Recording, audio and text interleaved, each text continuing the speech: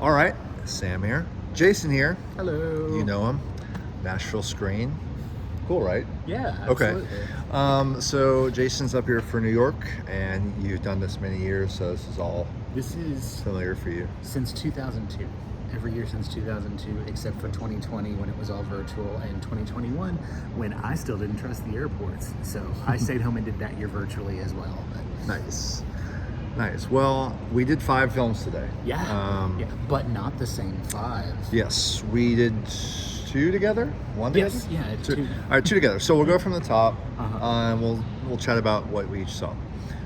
First film of the day for me was Hong Sang-soo. Right on. So as I told you, I'm a fanboy. Hong Sang-soo, I discovered him during COVID. I watched Right Now, Wrong Then. It was my first one, pretty much. And I watched it like several days in a row. It was one of the, the COVID movies we had where like you become obsessed. And so I watched it several days in a row. And since then I've watched all of his stuff. I'm going to slowly start the pivot. All of his stuff, but he's very prolific now. He's like Soderbergh level, like 2 films a year. For the longest time, it was two Hong films every festival, and like this year, instead of that, it's Jude and Richard Linklater who've got 2 films this festival. That's right. So Hong Sang-soo, did you say Hong? Yeah, that's the family name. Ooh, oh, thank you. Wow. They knew we were recording or something. Anyway, he's been very prolific, and they're kind of micro budget, little he does everything kind of himself. Experiments. Like he's got his crew, and they do everything. Yeah, and this was probably my favorite of the last several. It's called, and this is where you get into like what is lost in translation of the title. And I know this is one of your like passions, because like the title is "What Does That Nature Mean to You?" I think. Yeah. And I don't even understand what that means in the context of the film, really. But like, what is that nature? I don't know what it means, but it is lovely. It's like I call it Hong Sang-soo's Meet the Parents. So that's that. It's a young couple going to her parents' house, but it's a beautiful home on a mountain, and there's lovely scenes. Some are more lovely and moving than others. In the end, it was really good. So yeah, that's what I started with. It was a great way to start the day. And yours? My first one was Pan de FARTIE, which is horrible name. Well, it's in English. Well, no, but it's a play on words. Okay, yeah. It's a play on words because that's like because it's based on Samuel Beckett's Endgame. Okay. But it's from El Pampero Cine, the Argentine collective that gave us La Flor and Tranquilaken. Yes. And this is like it's like a 3-part, but it's a mixed together like taking down of Endgame and like exploring that play. And which tied in very much to last Friday night when I got to see Waiting for Godot with Bill and Ted. Yeah. That was a wild thing. So I was just like, it's 3 lines. There's all these 3 lines that are going to come and get you, regardless of what you're doing in a festival. Yeah. But it was really interesting. It had a choice. There was a choice. There was like I don't normally go for the whole troubadour Greek chorus thing. What's his name? Alex Chilton and There's Something About Mary. That's a notable exception. But like a lot of time that device has to do a lot of heavy lifting, and in this instance I was just like, this guy is excruciating. Like stuff that we heard in the dialogue, like, and then like about 2/3 of the way through there's an unexpected musical number that I was just like, okay, I'll let it slide because this is really amazing and like unexpected and beautiful. But a good musical number is like a good monster. It can cover up a lot of sins. But no, I dug it. I mean, it's like El Pampero, like they're what's the word I'm looking for? They are an academic bunch. Yeah, and that's the collective. And each film has been a different director. Yeah. So it's not the same director as Tranquilaken. Yeah, but like the guy who directed La Flor was one of the writers on this. They all work together and stuff. But yeah, and I dug it. Nice.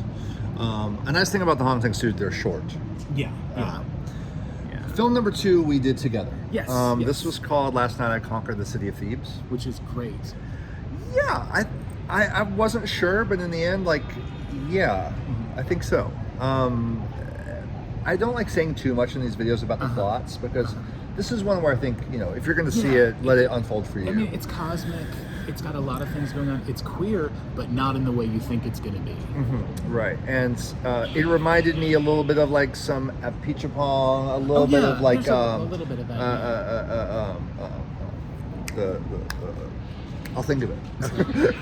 But the drone shot was cool. The title reveal. There's an incredible drone shot in it. Yeah. And it's like the very opening shot, even before that, it's like Maxfield Parrish trippy. Yeah. It's like, it's simultaneously organic, but also like it's aware of technology, even though you don't see any of that on screen. Yeah. Except for the app. Like it does there's an app. That was a cool There's an app in moment. it that I was just like, this movie may have convinced me to get an app on my phone. I mean, I'll be honest, I don't get an instant takeaway of like what it's supposed to mean for me, and maybe I'm not doing enough work on it, but I'm kind of getting some of the themes of like youth of now and like kind of like what's been lost.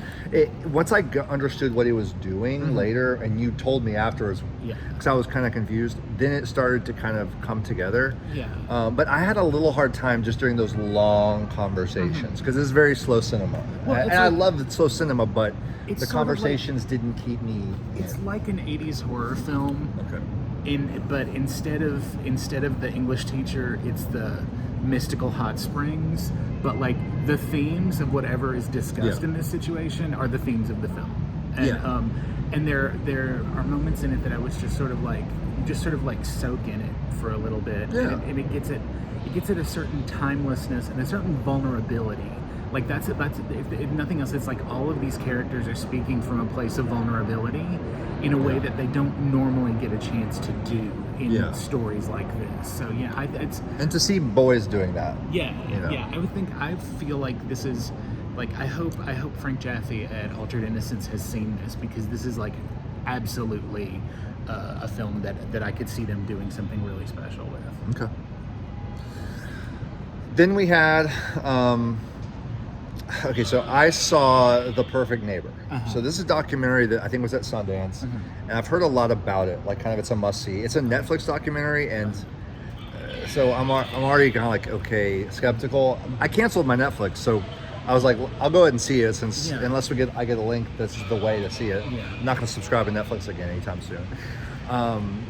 But okay, so the gimmick is it's all shot with police body cam footage.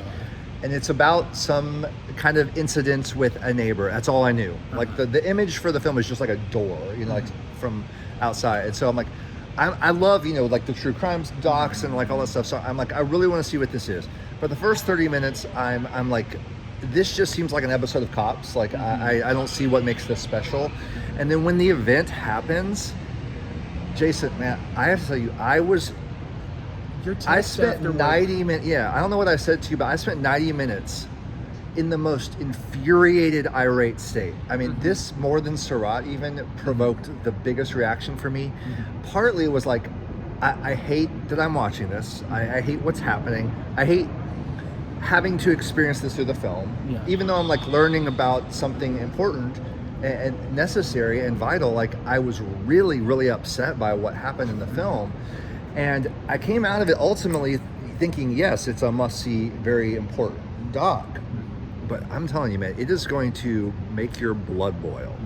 If you want to go be extremely upset about how sick this country truly is, go see this film. It's just what it does. There's no way around it. It's Netflix, so it'll be in everyone's home. Yeah, I mean, I'll be interested to see how widespread the doc comes, like if it gets an Oscar nom, or like a lot of people end up seeing it. It's very urgent and important and all that. It's a racial issue. It's about stand your ground laws. Oh God. Jason, dude, my palms were sweating afterwards. So it was very upsetting, and I'll let you go on yours, but I'll just say that it was nice that I had Angel's Egg set up after that, because it's a Japanese animation fantasy, kind of escapist, although it's dark as well. But I went right into that. But what did you see for your third? For my third, I saw an Italian film called oh God, I can't remember the Italian title. The English title is Last One for the Road. Right. And it's really interesting to see middle-aged dudes go on a drunken road trip and talk about their glory days when their glory days were the mid-90s. Nice. I felt seen in a way I was not comfortable with. 90s references? Or not explicitly, just, like not even in terms of the music. It's just like they talk about like, oh man, the 90s were crazy, and like there'll be photos that on the back it'll say like such and such 97. So it doesn't dwell in that, thank Christ. Yeah. Because like I was feeling it, and it was just sort of like, you know, I don't. It's also to be seeing this in a city where like all of my like grandest triumphs and like gutter wrenching like troughs were in this city in the mid 90s. So it's just like, you know what, time is cruel and it's a passage that's going to happen to all of us.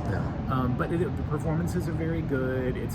There's little bits of like Husbands and The Last Detail and a little bit of Wonder Boys as well, including there's one thing that happens in this that is so unexpected but absolutely true and not played for jokes that I was like, okay, automatic 4 stars there. That's a little excessive because it's a little long, but not that long. And it's like it's if your dad is cool, he might like this. This is a very cool example of dad cinema, but it's also it's distinctive. But yeah, it was definitely just sort of like I was not ready for like middle-aged dudes to like be looking back on their grand days of 1997. Like that was just like I've had some unexpected like personal reflections that caught me off guard throughout the fest in different films. That's the beauty of the film fest. Yeah, and you know, me seeing a Netflix doc, I mean, is your film have a distributor yet, for example? I don't think so. So, you know, just for anyone watching, like some of these will get distributed, some will remain undistributed. Most probably will get some kind of distribution, but you never know, so it's nice to kind of seek out the... If I had to guess... If I had to guess, I would say that for Last One for the Road, I could see either Magnolia or Music Box doing something. Magnolia, because it's got very Another Round vibes. Okay. Like that is absolutely the way you could sell this to like mainstream crowds. But yeah, no, it's funny. I mean, like it shouldn't be like watching dudes in their 50s like behaving badly and just getting drunk all over southern Italy is like, it shouldn't be as appealing as it is in this, because it's just like you know, I don't drink like that anymore, and it's just like, it's not like appealing in that way, but it's also just like good for them. But yeah, like taking these risks, you know, on something you don't know. I was thinking today I would go kind of coin flip either theater all day long, and I kind of just went with my intuition. Sometimes you have to do the Netflix though. I mean, I know I can see it, and then the Angel's Egg restoration. Also, I know I can see this soon. G Kids is re-releasing this film by Oshii. Because G Kids rules. G Kids is crushing it. They have not stepped wrong yet. Well, they released Love and Pop this year, which was still my favorite thing of the year I've discovered. We got to talk about that more later, but this is is it 1985, the year? I think so. Okay, so the director of Ghost in the Shell. And Avalon. And other things. This is a restoration. There's a lot of interesting backstory to it. Oshii was interested in like biblical stuff as a child, so it's like this kind of like nightmare dream from his imagination that he kind of like roughed together with Toshio Suzuki from Ghibli back in the day. And it's been restored. Again, I know I can see this soon on G Kids, but I really need it right now. And I was like, I do want to see it in a theater. It's only 73 minutes, so it was me and a bunch of like anime people kind of in there. And there's nothing like an anime screening at this festival. I was here for the U.S. premiere of Paprika, and there were like maybe like 14 of us there, and I was just like, paranoia agent, motherfucker. No, I'm sorry. No, you're after the 10 minutes, so you don't have to worry about it. You know that's the secret, right? Okay. If you don't cuss in the first 10 minutes, you don't get demonetized and stuff. Well, we have a lot of money to D. But no, I put this up there with the work of Satoshi Kon with Akira, with Right some on. of the best anime I've So, ever like, seen in my life. Yeah, and like It a is a foundational masterpiece. thing. It's a masterpiece. Foundational text. It's a very rich text. I want to see it 3 or 4 more times, study it. I want to read interpretations because it's hardly any dialogue. It's very, like I said, just a rich text. This sounds like something that the Belcourt might show. Wink, Yes, wink. yes, I hope so. I hope they'll get this. The girl in it, it's like a little girl and then like this like Howl type of guy. And the girl is a entire mood. Like her whole thing. She's got this like wiry white hair, this little anime like angel girl, and she's got this fluffy dress where like when she runs, like her silhouette is just instantly iconic. It's just such a great image, you know. Like the key art that they're using for it in like the festival and stuff. I'm just like, this is a really interesting image. So that was great for me to see, much needed after Perfect Neighbor, because we've seen a lot of films that directly address how messed up our current world is. And it was nice to see a messed up, nightmarish movie, but not directly related to the current times, just about the whole history of the world. And so it at least was a break in that way. And you were seeing Continental 25. I don't know Radu Jude at all. Radu Jude is great. Radu Jude. I don't know him like, at all. The first thing of his that I really like, he's done several, but like the one that like really clinched it was Bad Luck Banging or Looney Porn, which was like it was the first film to hit the international circuit that was like about COVID in a way that no one else had addressed, involving sex tapes and like ethnic resentment and stuff. Great. And then was it last year or the year before that, he had Do Not Expect Too Much from the End of the World, which is a stone masterpiece. Okay. Yeah, I missed both. And this is like it's a little mellower than those. It's shorter. It's like just under 2 hours. And it's about a woman, a bailiff, who has to serve an eviction notice on a homeless guy who's sort of squatting in the basement of a building that is going to be torn down and turned into a luxury boutique hotel in Cluj in Romania. And she serves this eviction notice, and he's just like, well, give me 20 minutes to get my stuff together. And like she and the gendarmes go and get coffee, and they come back, and the man has killed himself. So this completely shatters her moral universe, and she has to sort of deal with that. And there's, it's Radu Jude, so there's not ever just one issue. It's like, it's her guilt about this, the choices she made. She used to teach law, and went into this because it was a more stable job, and she thought she could use it to help people. But now she's just like, what does the law even mean when people like this are falling through the cracks? And she wants to be helpful, but she's also like, because she's ethnically Hungarian, she is like, pilloried in the press, like with just horrifying things. And it gets into that about the anger and resentment between the ethnically Romanian people and like the ethnic Hungarians who've been there for like, over 100 years. But it's complicated, as you might imagine. And like all the stuff, like I have complex feelings about like where Transylvania is geopolitically, which is not something that I've ever really had to think about except in the Keep. So it's great. It's really complicated. It's really funny, but it's also like really serious and deals with some like really interesting stuff. And I'd say it's easily the most accessible thing he's ever done. I mean, just by being less than 2 hours.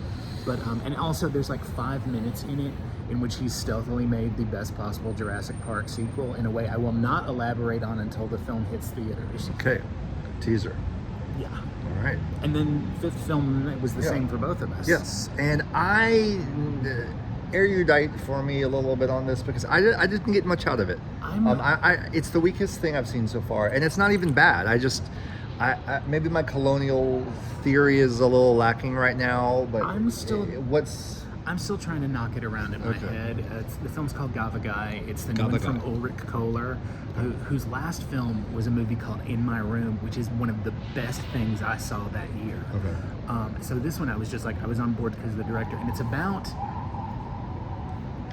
Okay, I'm going to lead with this because I feel like it's making fun of Claire Denis. I was going to say that. The actress even is a dead ringer. What's like her name? styled, I've seen her in like Never Let Me Go. Natalie Richard. She's styled like Claire Denis, and it's about a colonial it's like film. Well, it's about it's a dual narrative. Yeah. Like it's a film that was made in Senegal that is an adaptation of the Medea story. Yes. You know, with you know, Jason bringing his like barbarian bride Medea and their two children to seek refuge in Corinth, where he is like, you know, like handed to his new wife Creusa, and like, you know, the kids, and there's murder and chaos, and it's like it's a seminal thing, much like Saint-Omer a few years back. There's a heavy leaning on the Pasolini Medea, which if you haven't seen it, you should. Maria Callas knocking it out of the park. Those eyes. Okay, but it immediately goes into the relationships between the white actress and her black co-star. Yes, and the director, and how everybody's carrying around like heaping handbags of like emotional and cultural baggage. And then in addition to that, it's also about when they're promoting the film, when it's doing this, there's like, a film festival press conference scene that's kind of making fun of some of the questions that people typically ask. But it's also a lot more insightful than like the average questions that are being asked in that press conference are like way more insightful. Of course, there's always real terrible ones in real life. Yeah, it happens.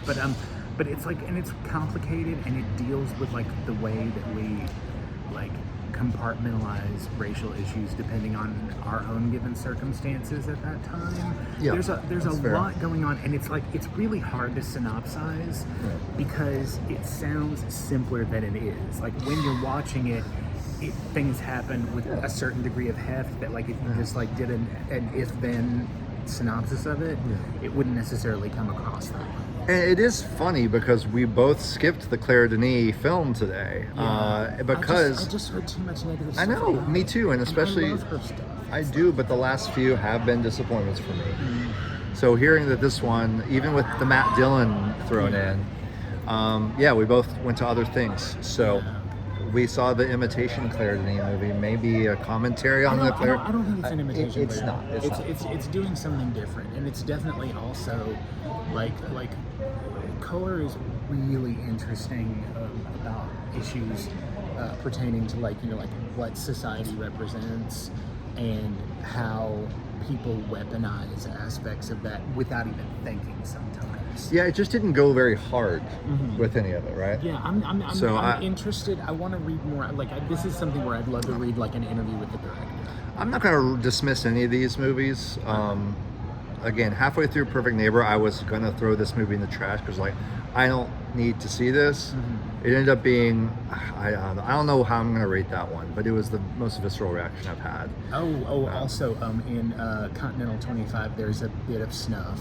It's not like bloody and gory, but I was just like, like animals? No, Russian soldier.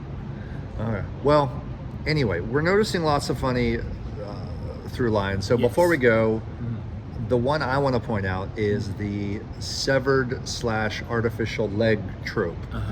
So if you count one film that is not screened yet that I've seen, the Panahi film, and that's not a spoiler, there are 4 artificial legs already in the fest. And one is the one from Secret Agent, the attached, and then there's like peg legs out the wazoo. It's just really wild that ends up happening. And also great houses. I love looking at the houses in films. You know, from No Other Choice to the Peter Hujov's house.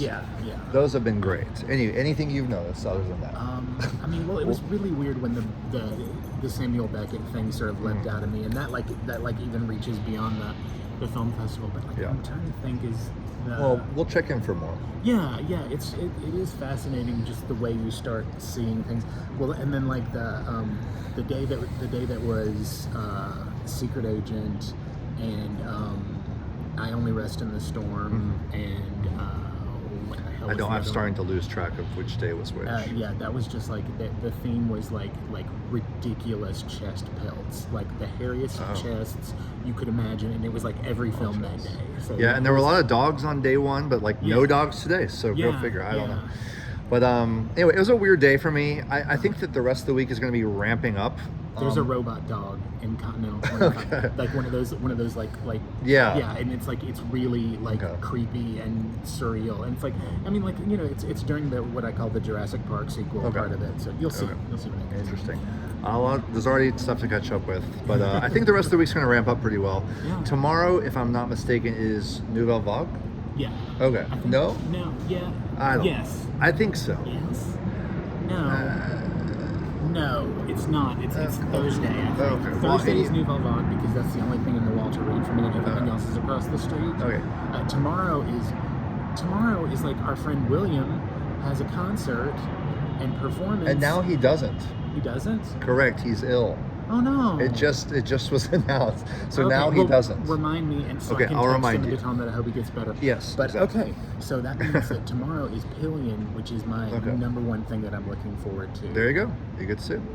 So yeah, we'll do this again. Either me or both of us. Do some more dispatches and Yeah, recaps. absolutely. Happy to do so. Okay. Bye to all 12 of you, and see you later.